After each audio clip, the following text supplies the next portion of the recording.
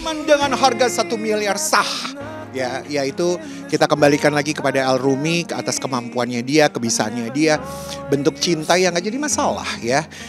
Mau nunjukin kepada semua netizen dan buat kita-kita ya bagaimana kita memandangnya aja. Kalau sebagai fashion expert, itu bukan sebuah fashion statement, tapi itu sebuah love statement. Jadi artinya adalah itu bagiannya Al Rumi yang mau menikah. Jadi diberikan 1 miliar, kalau bisa yang 3 miliar, 5 miliar itu lebih keren lagi. Tapi dengan kemampuan Al bisa kasih cincin diamond utuh 1 miliar, fantastic, fabulous. Kita doain aja semua bisa lancar sampai dengan pernikahannya, semua mimpi. Kayaknya itu impian semua perempuan ya gitu. Itu kayaknya impian semua wanita yang memiliki hubungan yang serius dengan pria pilihan yang dicintainya. Aku percaya pilihan dia yaitu Kenny Austin itu adalah pilihan dia yang terakhir dan pilihan yang terbaik gitu. Karena dia juga melihat kesungguhan hati dari Kenny. Terus aku juga bisa melihat gitu betapa Kenny itu mencintai Amanda seperti apa gitu. Jadi bisa dikatakan aku bisa melihat lah gitu effortnya dia selama ini dari Kenny, baik itu Amanda juga, masing-masing mereka benar-benar memperlihatkan lah satu sama lain kalau mereka tuh saling mencintai. Bagus dressnya warna putih. Warna putih ini mewakilkan dari sakral, kesucian, cinta, kasih putih itu ya. Itu warnanya. Jadi dengan backgroundnya yang begitu romantis, Al Ruminya juga sambil berpangku kaki gitu ya, memberikan cincinnya. Itu dressnya sheer, bagus banget. Dan ini pasti nggak bisa difoto dekat karena itu sheer. Sheer itu artinya transparent, bisa kelihatan banget bagian dalamnya, atasannya, branya juga bawahannya. Tapi it's beautiful, keren banget. Kalau desain memang iya, pembuatan juga di sini. Cuman kalau masalah berapa baju dan yang lain-lain, nanti tunggu si El dan Shiva post di IG-nya. Ya kemungkinan itu yang hitam velvet gitu. Saya pun juga nggak tahu dia mau lamaran, jadi sebenarnya bikin baju benar-benar buat ya udah dia pakai aja gitu. Jadi nggak, it's benar-benar secret. Yang penting konsepnya disesuaikan, semuanya disesuaikan, jadi kita jadiin lah.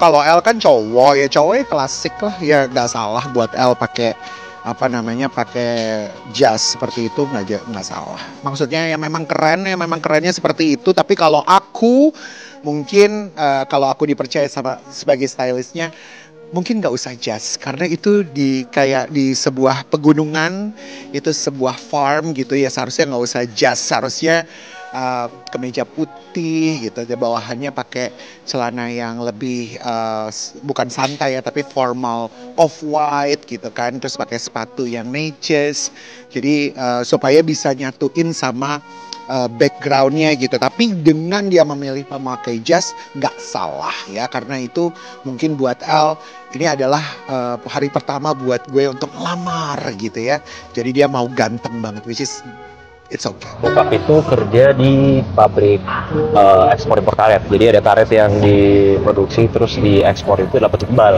Jadi kalau yang balok itu namanya bal. Nah dulu sempet kepikiran tuh mau kerja di lapangan di pabrikan itu karena emang sesuai dengan jurusan departemen teknik mesin gitu kan. Tapi akhirnya waktu itu diajakin jadi modeling setahun di Jakarta. Itu jujur buat gue itu nuntanan tuh nggak jelas. Akhirnya setelah setahun di Jakarta baru cobain acting sampai sekarang. Gua ini lebih cocok buat gua. Amanah bos, cakep banget itu juga. Allah mbak, saya mau banget dari dulu. Idaman saya itu kalau cowok tajir, apalagi ganteng, saya nggak bakal lepas. Saya merasa iri dengan dia. Karena apa? Merasa bahagia banget gitu. Mungkin dari segi penampilan ya, orang-orang juga rakyat Indonesia juga mungkin pada tahu ya Kenny Austin bermain film, aktor juga kan, begitu juga dengan El Rumi yang dari latar belakang keluarganya sudah finansialnya yang sudah berada. Pasti cewek mana yang nggak kelepek-kelepek gitu. Luar biasa, romantisnya bisa berasa, kita yang ngelihatnya juga seneng banget. Posenya kaget dikasih cincin juga lucu banget, gemes banget. Ya sama sih gitu, ya sama-sama romantis juga, cuman. Sekarang gimana? Enggak. ya tahu ini aja lah ya, YTTA. Kalau aku sebenarnya dilamar itu nggak ada yang maksudnya best moment misalnya lagi sunset atau apa gitu-gitu, enggak sih. Jadi mungkin karena suami aku juga waktu itu udah umurnya udah beda jauh kan. Kalau misalnya dilamar di Eropa kayaknya nggak mungkin deh, soalnya nyokap gue pasti nggak bakalan ngizinin untuk pergi ke sana kecuali rame-rame kali kayak gitu ya. Jadi bingung gimana caranya ya dilamar di sana. Ya seneng aja sih Mbak, seneng aja, maksudnya kan kayak Eropa itu indah ya kan, cantik banget. Jadi bener-bener momennya tuh udah bener-bener dapet banget, best moment banget gitu.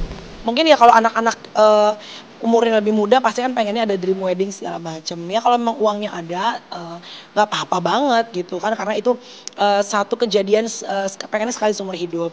Namun ya mungkin yang tetap harus diperhatikan adalah ya the life after the celebration, karena kan pernikahan itu memang bukan cuma selebrasinya gitu. Jangan sampai untuk teman-teman yang mau menikah siapapun ya, bukan cuma public figure, yang harus dipersiapkan adalah karena dalam pernikahan itu akan banyak tantangan, akan banyak kebahagiaan juga. Namun jangan fokus pada kadang-kadang orang hanya fokus pada selebrasinya, wah tamunya berapa apa segala macam. Gak ada yang salah dengan itu.